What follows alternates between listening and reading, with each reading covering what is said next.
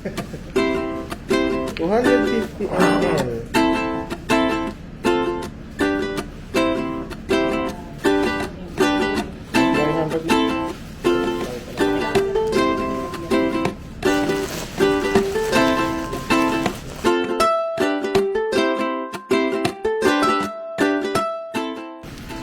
Hello, another episode na naman. Well, pagod na ako, Ma'am Heidi, na mag-record. But then, that's that, Well, nasa laboratory po tayo ngayon with Ma'am Heidi. Hi, Ma'am Heidi. Okay.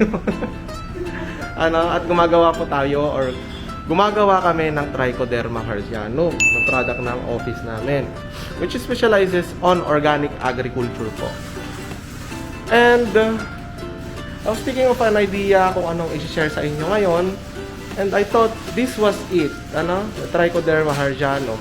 On which Trichoderma harzianum po is very important in organic agriculture. Mostly po kasi itong Trichoderma harzianum na to, na ginagawa namin ngayon, as you can see on your screen right now, is amag po siya na ginagawang soil amendment. Sir, bakit ginagawang soil amendment yung amag na yan? Well, mostly kasi ang Trichoderma harzianum nyo po, pag linagay mo or pag tinabi mo sa mga masasamang amag, which causes diseases on the soil, pinapatay niya po iyon. And this Trichoderma harzianum is a good amag po. And maraming nagtatanong, sir, or siguro na-experience nyo na rin, kumain ng may amag na tinapay. On which, pag may amag yung tinapay, gutom na kayo, ang ginagawa na lang is tinatanggal yung may amag. But then, that is not right po, hindi, baka akala nyo hindi nyo na nakain yung amag. But then, yung nakikita nyo kasing molds doon, it is the fruiting body na nung molds nyo. Hindi nagsisimula yung amag doon, kundi yun na yung patapos or katapusan ng amag. May fruit na siya.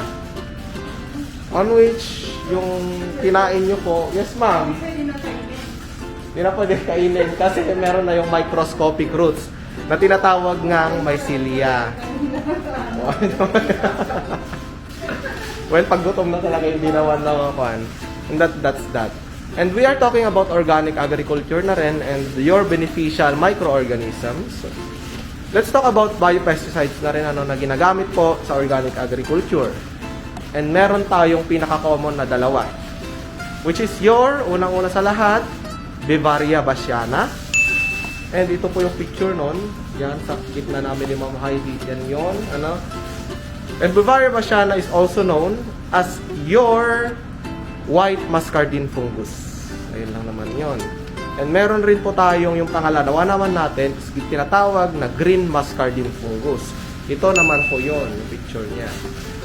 And, ang scientific name po niya is your Metarhizium anisopliae.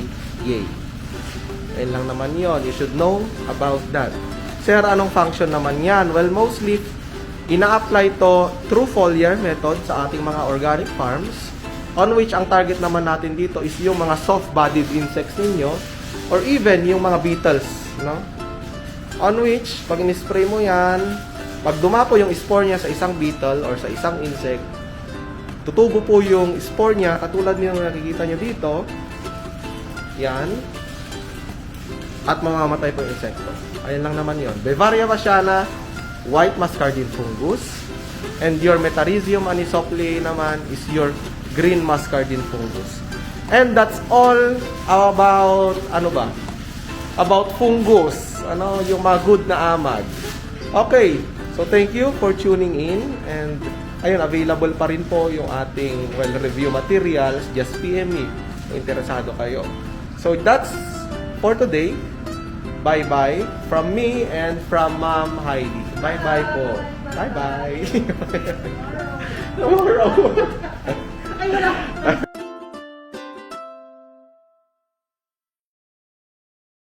Okay, so here we are again with Ma'am Heidi. So yun, on our video for today. Good afternoon. Good afternoon. Ano bang sasabihin natin, Ma'am Heidi? Pwede ba lagay dito? We are today with Ma'am Heidi. Hi, Ma'am Heidi. Hi again. Hi again, kasi kanina pa kami nag-video. Wala kaming matapos-tapos na video. No? But then, here I am at the laboratory po on which gumagawa kami ng produkto ng aming center which is Trichoderma.